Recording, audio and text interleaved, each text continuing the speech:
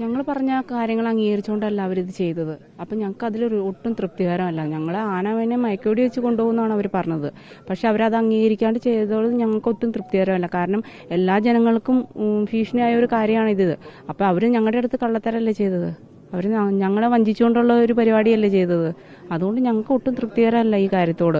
കാര്യം ഞങ്ങളുടെ ഈ ആവശ്യങ്ങളല്ല ഞങ്ങൾക്ക്, പക്ഷെ ഞങ്ങൾ മറ്റെല്ലാ കാര്യം ജനങ്ങളുടെ കൂടെയായിരുന്നു ഞങ്ങൾ.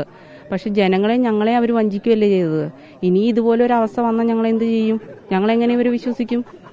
ഞങ്ങളുടെ ജീവനും ഇതിനെല്ലാം ഒരു സുരക്ഷ വേണ്ടേ? ഇവരുടെ ആനയുടെ കാര്യത്തിന് മാത്രം സുരക്ഷ മതിയോ? ഈ മേഖലയിൽ കാട്ടാനകൾ ഇറങ്ങുന്നത് സ്ഥിരമാണ് അല്ലേ? അതെ, ഇത് സ്ഥിരമാണ്. ഒരു 8 വർഷമായിട്ട് ഇത് സ്ഥിരമാണ്. ഇപ്പം ഞങ്ങൾക്കാണ് കൂടുതൽ ശല്യം വന്നേക്കണത്. മറ്റേ വനത്തിന്റെ അവിടെയുള്ള ആൾക്കാർക്കായിരുന്നു, പക്ഷെ ഞങ്ങൾക്കാണ് ഇപ്പോൾ ഇത് വന്നേക്കണത്.